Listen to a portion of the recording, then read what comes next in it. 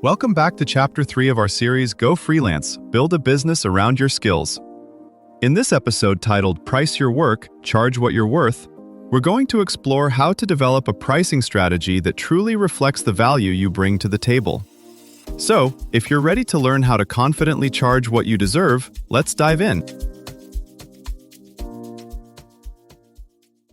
Freelancers who change nothing but how they price can sometimes double their income without adding a single new client. One designer charges $500 and gets ghosted. Another charges 5 times that and lands a waitlist. Same skill. So what flips that switch in a client's mind? Value-priced projects earn 2 to 3 times the profit of hourly ones. That's not a motivational quote. It's data from Blair N's Win Without Pitching study. Yet most freelancers still open with, "My rate is $50 an hour," then hope the client fills in the blanks on why that number makes sense. The real shift is this. Your price is not a confession of how long something takes you. It's a proposal about what it's worth to them. That means you can't set it in a vacuum. You need to know what changes for the client if this goes well. More leads, fewer support tickets, faster sales cycles, less risk for their next big launch. Once you can talk about those outcomes in concrete terms, pricing stops feeling like begging for a yes and starts feeling like prescribing a treatment. Here's the problem, here's the plan, here's what it costs to fix it properly.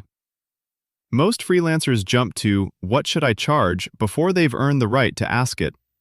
The missing step is turning vague outcomes into something you can actually hang a price on. That means slowing down at the start of a conversation and treating discovery like an investigative interview, not a casual chat. You're looking for levers, where money leaks, where time bottlenecks, where risk keeps them awake. When a client says, "We need a new website," you dig until it becomes, "We're losing 30% of demo signups." Price follows that gap, not the deliverable. Now we can talk about structuring that number so it lands. Here's the move most freelancers skip. Once you've uncovered what really matters to the client, you still need a structure that makes your number feel inevitable, not arbitrary. Start with a clear anchor. Instead of tossing out a single figure, deliberately set the first mental price tag.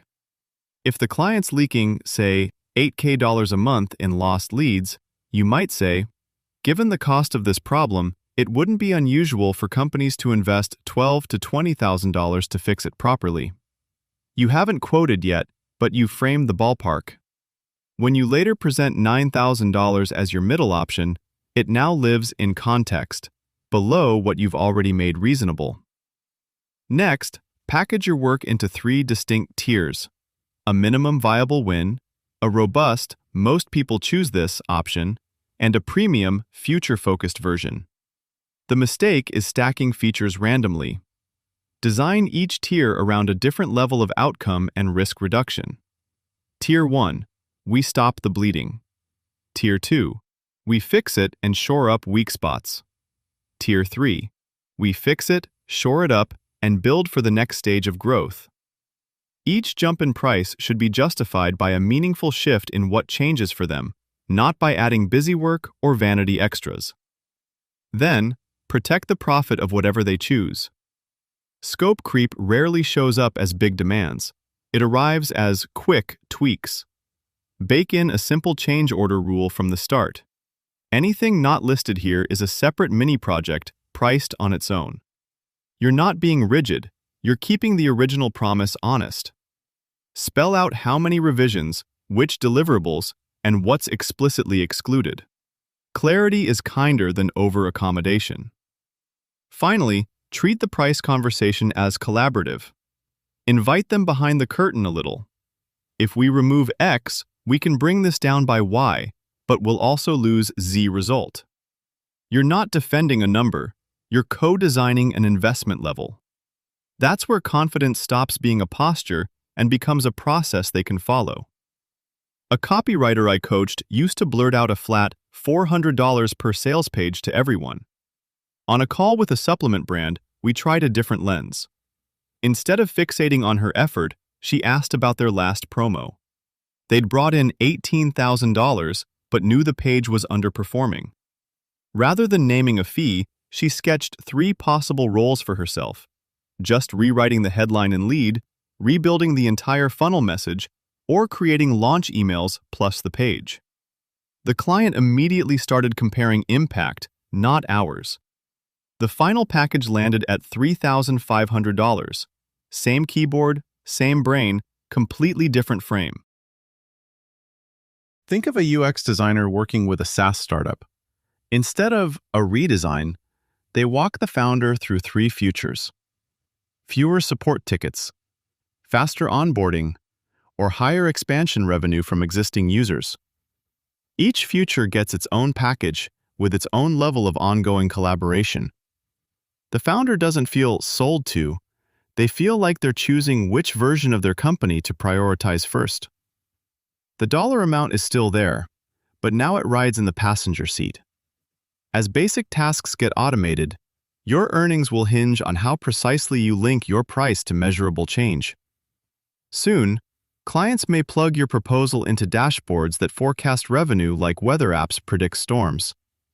Smart contracts could then release funds only when those forecasts become reality. That might feel risky, but it also favors people who design offers around clear levers: conversion, retention, lifetime value, turning your pricing into a testable hypothesis, not a hopeful guess. Treat each proposal like tuning an instrument. Slight turns change the whole sound. The more you test numbers, swap inclusions, and watch which versions resonate, the sharper your ear gets. Over time, patterns appear. Industries that pay faster, offers that land smoother. Your pricing then becomes less guesswork and more quiet, practiced craft. To go deeper, here are 3 next steps. 1.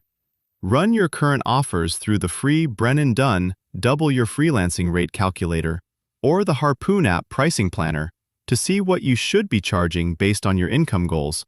Then pick one service and update its price on your website or proposal template today. 2. Read the pricing chapters in The Win Without Pitching Manifesto by Blair Enns or Pricing Creativity by the same author, and use his good, better, best model to redesign one package so it has 3 clear value-based tiers instead of a single flat rate. 3. Install and set up a simple proposal tool like Better Proposals or PandaDoc. Then load one real client offer into it using value-based language from Alan Weiss's Value-Based Fees. For example, describing outcomes like increase qualified leads by 30% rather than hours worked, so your next quote reflects your true worth.